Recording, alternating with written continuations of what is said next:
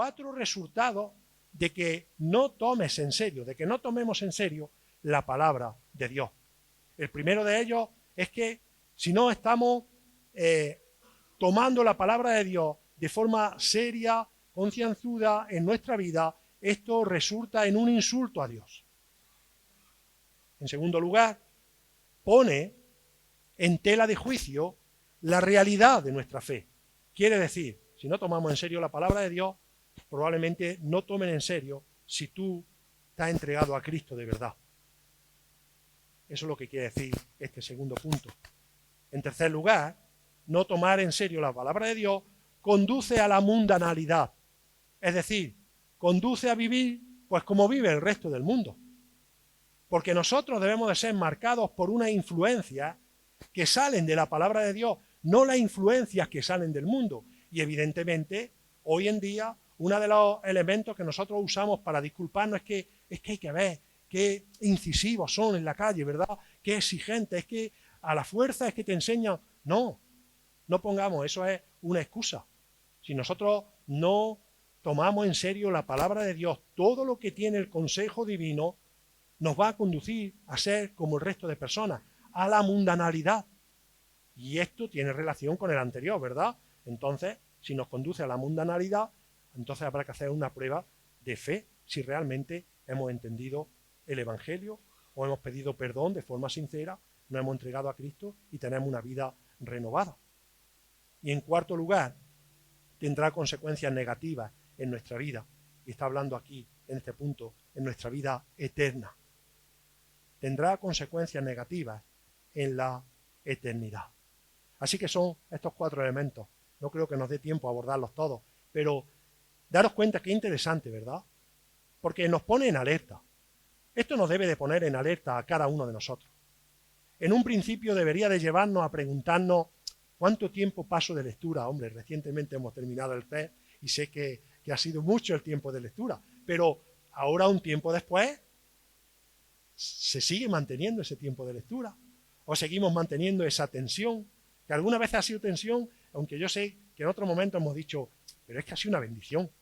Sí que realmente produce una tensión, porque es que ha alterado mi vida, pero es que, hermanos, lo que hace la palabra de Dios es alterar nuestra vida. Y no entendemos que es porque nuestra vida espiritual se goza en eso, pero aún así somos y experimentamos la lucha que hay, ¿verdad? Hasta para creyentes. Nos cuesta trabajo pasar 15 minutos orando, 20 minutos orando, o nos cuesta trabajo estar leyendo la palabra de forma constante sin que nuestra mente se desvíe a un sitio y a otro. Nos cuesta tanto trabajo, pero en el fondo decimos qué bendición. Ha sido un gozo, como resultado de que el Espíritu Santo que habita en nosotros se goza de estar en la palabra, se goza de escuchar la voz del Padre.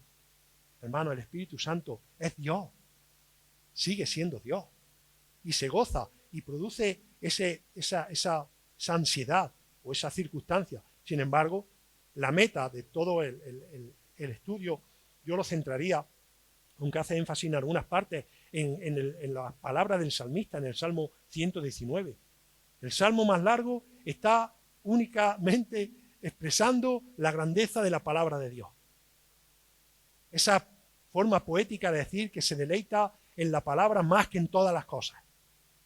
Que para él es tan dulce como la miel, que debería de ser el producto más rico por aquellos tiempos, ¿verdad? O por lo menos el que más le gustase a él. Pero lo estaba expresando como que no había nada de tal valor, tanto alimenticio como en su vida, que tuviese más valor y más deleite que la palabra de Dios en su vida. Y uno piensa, ¿cómo podemos llegar a ese punto? ¿Cómo podemos llegar a pronunciar las palabras del salmista, verdad? ¿Cómo podemos llegar a esa conclusión tan hermosa de que la palabra para nosotros es tan deleitosa? Ahora, por lo contrario, decíamos que en primer lugar, hermano, si nosotros no tomamos en serio la palabra, constituye un insulto para Dios. Así que observamos que es absolutamente imprescindible que quitemos de nuestras cabezas, que quitemos de nuestras mentes, que la palabra, que la Biblia es sencillamente un libro más de una colección. Esto es lo que dicen las personas que nos acusan de estar aferrados a la palabra, ¿verdad? Bueno, la Biblia está escrita por hombres. La Biblia está escrita por personas que se equivocaron, sí, pero la Biblia es inspirada por Dios. Y la Biblia tiene autoridad, porque no es la autoridad de ese hombre, es la autoridad de Dios. La Biblia es suficiente. La Biblia es inerrante, la Biblia no conduce a error ni se va a equivocar en ningún momento. Así que, daros cuenta, podríamos decirlo de una forma sin equivocarnos, la palabra de Dios es Dios mismo hablándonos a nosotros en el día de hoy, en el siglo que estamos, en la fecha que estamos y en la etapa de nuestra vida que estamos. Dios nos sigue hablando por medio de ella. Así que no es un libro más de texto. Otra de las cosas que escuchamos también es que, bueno, la palabra de Dios, quien realmente debe de estudiarla son los pastores o los que llevan un grupo, porque ellos al fin y al cabo son los que nos van a predicar, así que ellos tienen el deber de leer la palabra, de meditarla, de estudiarla y que luego el domingo cuando yo vaya, pues que me la prediquen. Eso en parte es verdad, es una obligación de la labor pastoral del que tiene el don de la predicación y el que va a predicar la palabra, ¿verdad? Puede usar el púlpito para hacerlo. Claro que tiene que meditar y tiene que leer, pero eso no exime a ningún creyente de que tenga que hacer lo mismo, porque todos estamos llamados a evangelizar, ¿verdad? ¿Cómo evangelizamos si no conocemos la palabra? ¿Cómo le habla Isabel a su vecina de su calle si no conoce la Escritura? O Ana, o quien sea, debemos de conocerla. O a lo mejor no la conocemos en tanta profundidad y para eso los que saben más que nosotros nos enseñan, pero eso no nos exime de estar estudiando la Biblia. Hay gente que dice, yo con ir allí y escuchar tengo que estar pendiente, no tengo que preocuparme más, es suficiente. Con eso tengo para alimentarme en toda la semana. Hay otra cosa que se suele decir, bueno, yo soy salvo, así que como ya voy al cielo, tampoco es tan interesante que tenga que estar leyendo la Biblia, aprendiendo de la Biblia, porque mis caminos ya van al cielo. Todo esto son errores, hermanos. Todo esto son errores que tenemos que quitarnos de la cabeza. Todo esto son falsas que se quieren introducir en nuestra mente con la idea de apartarnos ¿de qué? De la palabra de Dios. Y la palabra de Dios es la voz de Dios en cada uno de nuestras vidas. Ahora nos surge una pregunta. Bueno, en todo esto que hasta aquí hemos escuchado, ¿cómo estamos?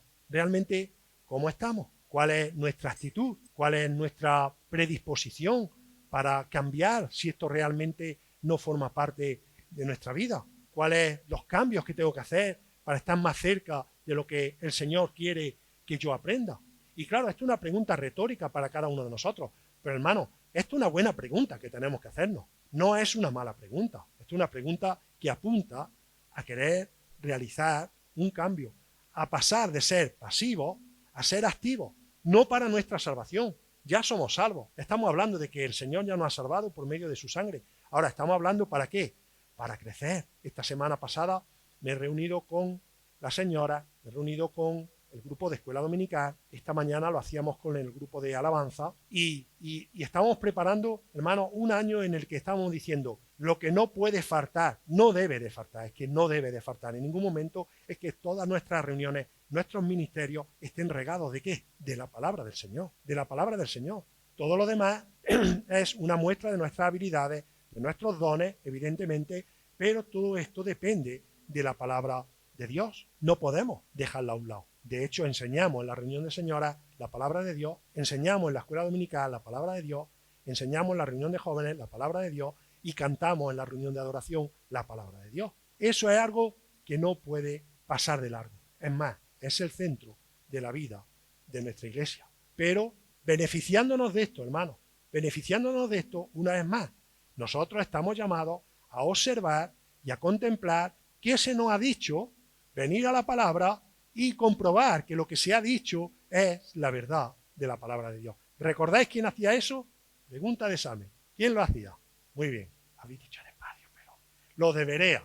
Y ahora, ¿cómo me creo yo que eso lo hacían los de Berea? Pues yendo a la palabra, ¿verdad? Y si nosotros vamos a Hechos, capítulo 17, versículo del día al 12, y daros cuenta qué forma más sencilla, qué forma más práctica de creerme que lo que Domi ha dicho ahora es que los de Berea investigaban para ver si lo que decían es verdad. Ahora, ¿por qué me tengo yo que creer eso? Bueno, evidentemente y de forma muy sencilla, porque lo dice la palabra, porque lo dice el Señor en su palabra, y dice Hechos 17, del día al 12, inminentemente los hermanos enviaron de noche a Pablo y Silas a Berea. Y ellos, habiendo llegado, entraron en la sinagoga de los judíos, y estos eran más nobles que los que estaban en Tesalónica, pues recibieron la palabra con toda solicitud, escudriñando, y ahí está, hermano, escudriñando, mirando, observando en la Escritura, no sacando una conclusión, no sacando algo que no esté en la palabra,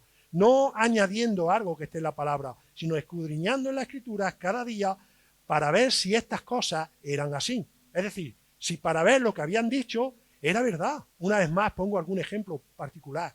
Hermanos de vosotros, a vuestros vecinos, mira, necesitas a Cristo, a tu vecina, a tu vecino, necesitas la salvación, porque el pecado tiene consecuencias malas aquí en la tierra, pero el pecado también tiene consecuencias malas en la eternidad, porque si morimos sin Cristo, si morimos sin haber confesado nuestro pecado, vamos a ir al infierno, a la condenación eterna. Eso es verdad. ¿Es mentira lo que he dicho? Es verdad.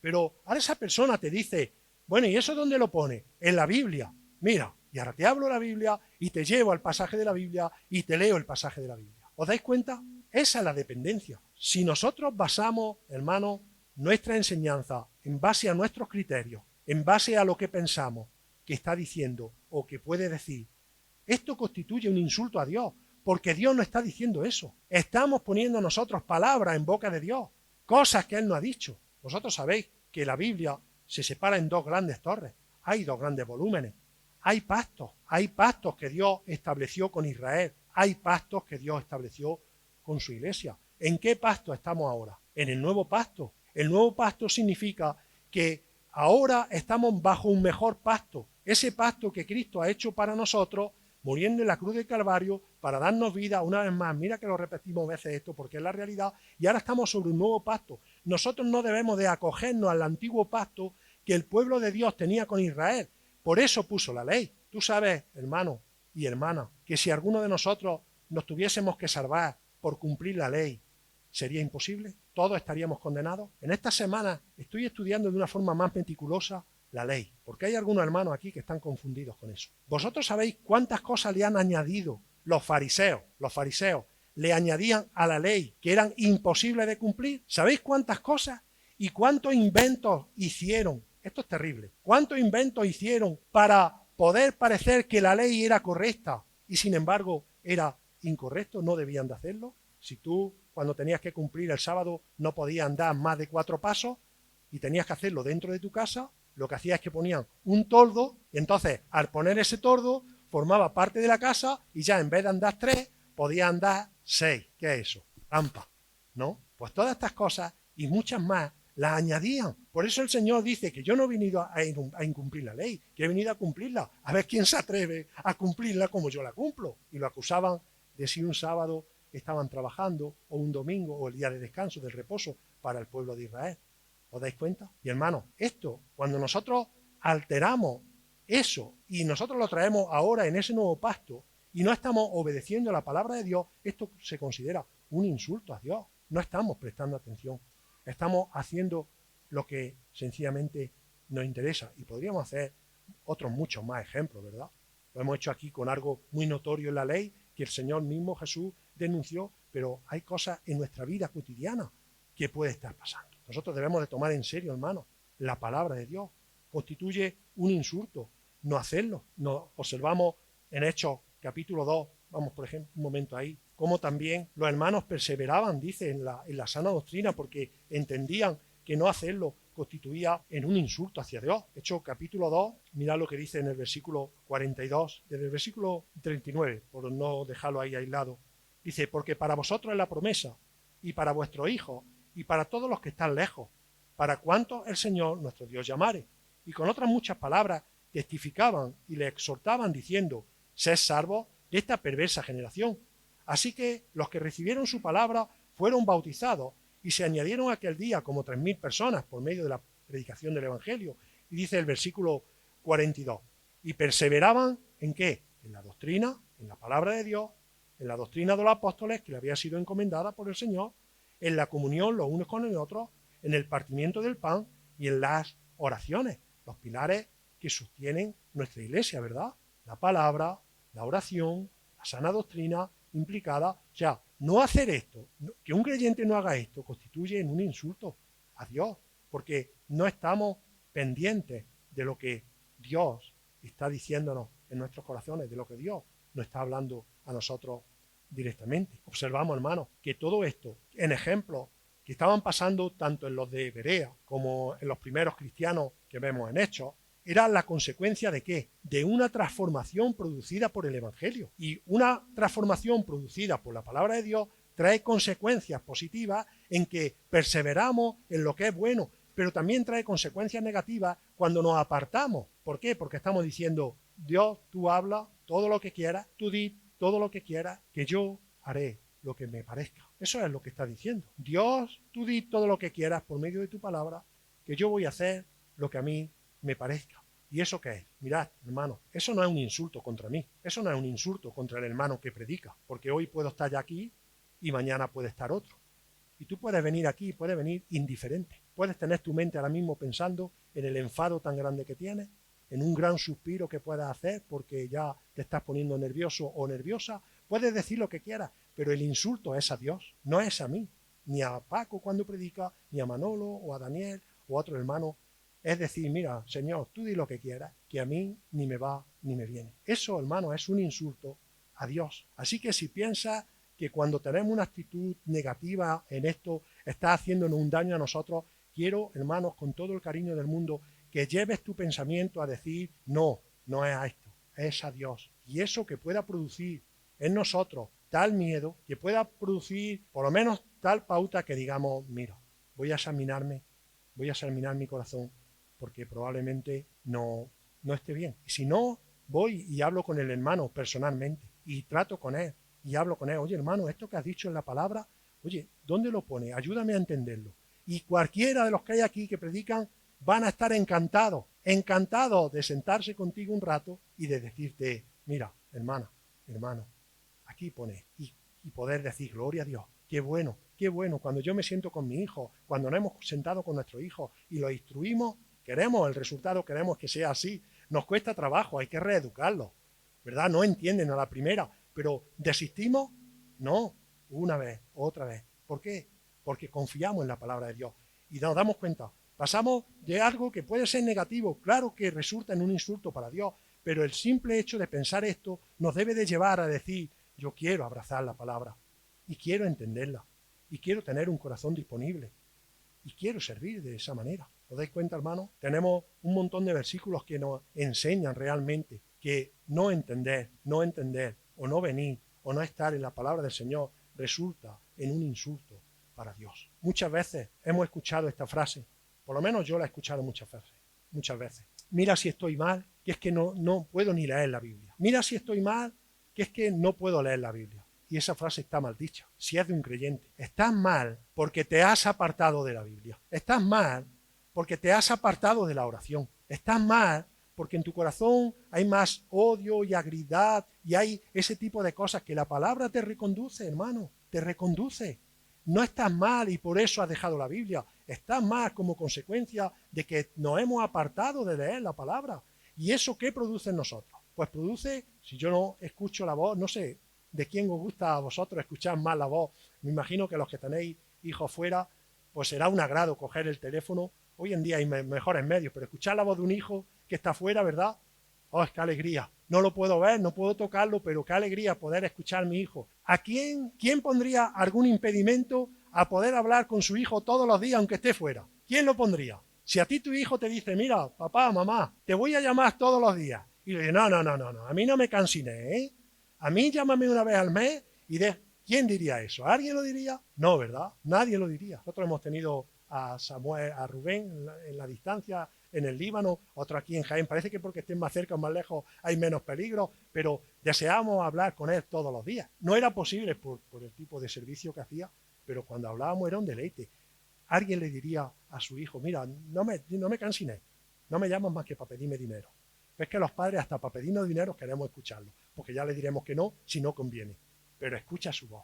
Miento en esto, hermano, que somos padres. ¿Quién entonces, por tanto, no se va a poder acercar cada día con esa ilusión, con ese amor, con esa pasión, con ese deseo de aprender a la palabra y sentir la misma voz de Dios hablándote a tu corazón. Todos deberíamos de tener ese anhelo, ese deseo. No hacerlo, hermano.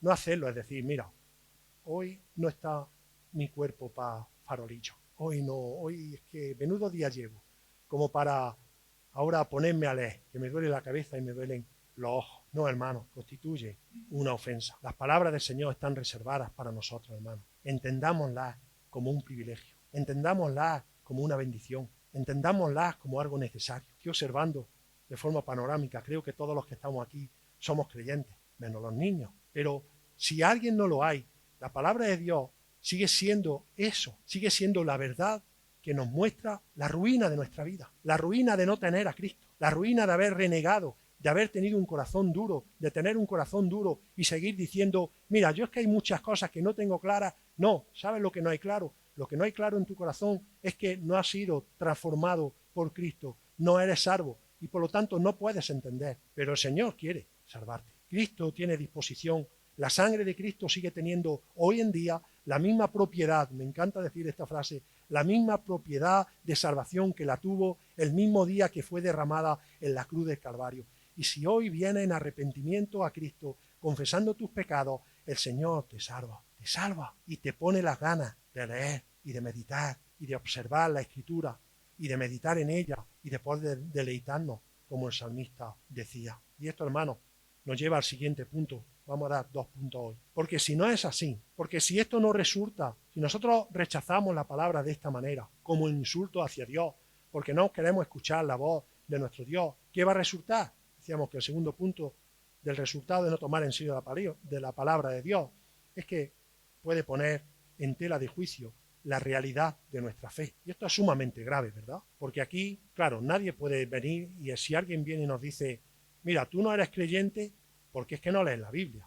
Bueno, eso produciría cabreo en nosotros, ¿verdad? Porque diríamos, entonces la salvación que viene por leer la Biblia, no, la salvación no viene por leer la Biblia. La salvación viene por gracia, por medio del Señor Jesucristo, como vemos en Efesios, que nos da la fe para entender el Evangelio y deja en nosotros esa carga de peso del pecado para responder ante la realidad de nuestra vida. Pero si, como estamos viendo o vemos en las cartas del apóstol Pablo, si a un creyente se le reconoce por su fruto, no por sus frutos, fruto es plural y ahí habla de fruto, el fruto del Espíritu realmente hace que nosotros anhelemos ir a la palabra. Así que es una consecuencia, una cosa de la otra.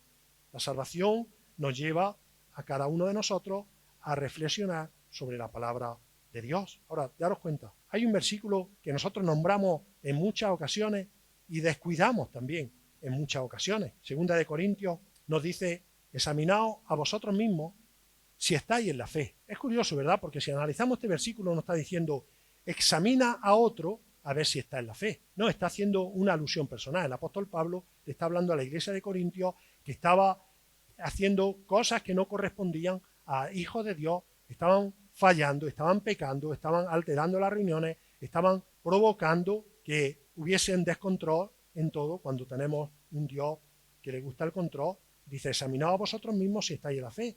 Probaos a vosotros mismos. Dice 2 de Corintios, capítulo 13, versículo 5. ¿Y por qué está diciendo esto? Porque mirad, hermano, porque decir que soy creyente es muy fácil. Decir que yo he entendido el Evangelio, que he hecho una profesión de fe, todo esto es muy fácil.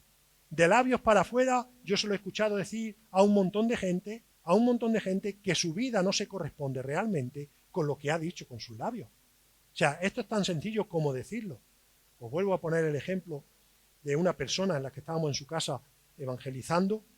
Había fallecido su marido no hacía mucho tiempo y había allí un gran grupo de personas y yo estaba tratando de consolarlos y sobre todo de traerle la palabra del Señor y de que entendieran que necesitamos a Cristo para hallar la salvación. Y en un momento de enojo una persona dijo, bueno, ¿qué es lo que hay que hacer? Pero así, con un tono malo, guasón.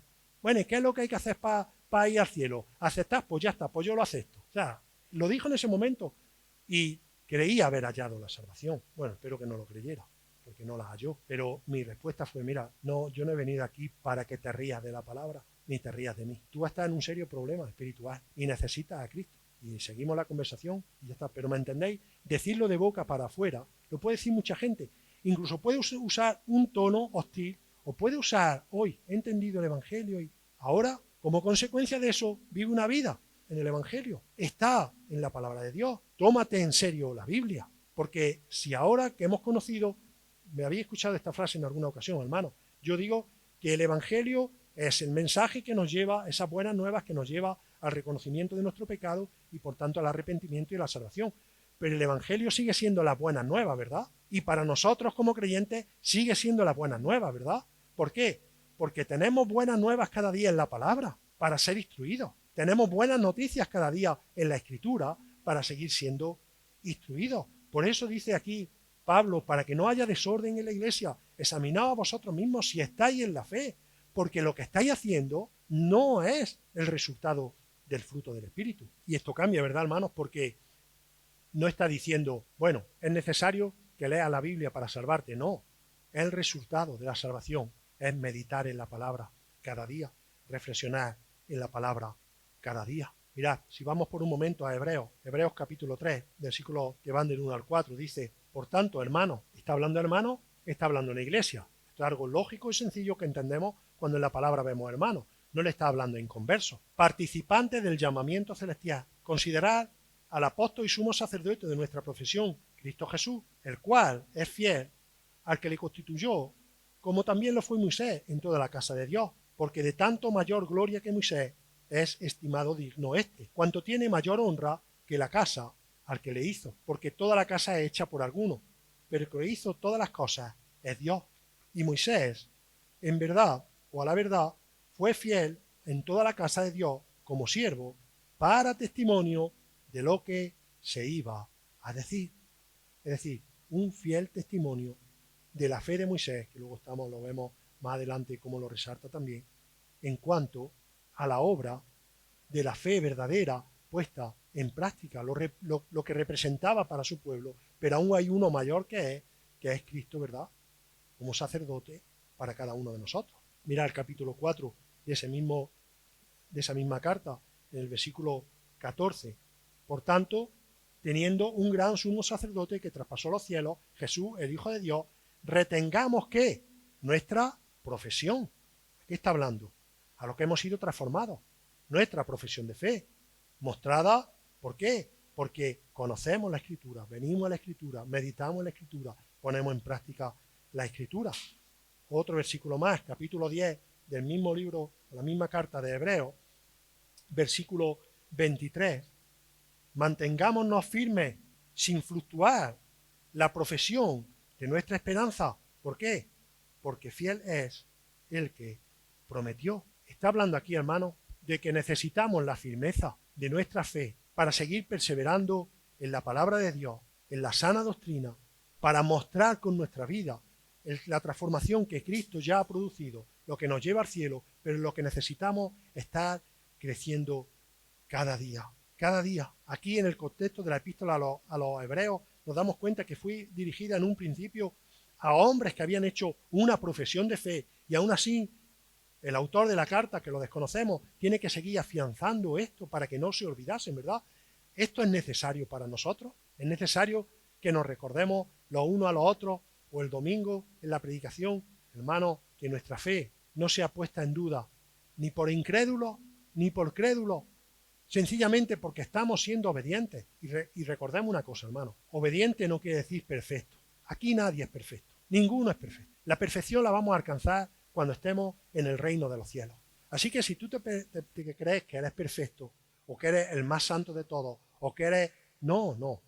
Puedes tener más capacidad, puedes tener, si estás en la palabra, evidentemente más conocimiento, si la estás aplicando, va a tener más autoridad, porque no porque tú la ejerzas, sino porque el hermano lo va a ver en ti y va a ser un ejemplo al cual imitar, pero de perfecto ninguno, hasta que no estemos en el reino de los cielos, en el que vamos a tener cuerpos glorificados. Así que lo que está diciendo es que ya que hemos hallado eso, hermano, crezcamos en eso, crezcamos en esa profesión de fe verdadera. ¿Y crezcamos por medio de qué? ¿De la hojilla solo de leer el calendario todos los días? Que ya quedamos satisfechos. Buscáis el calendario todos los años como el que busca oro. Y está muy bien, hermano. No digo yo que no. Pero qué valor tiene el calendario, ¿eh? Pero que no sea para un repasillo del día. El calendario, yo sé que muchos ponéis, mientras tomáis el café, lo leéis. Yo tengo el calendario también, pero luego como a mediodía, ¿eh? Y luego meriendo.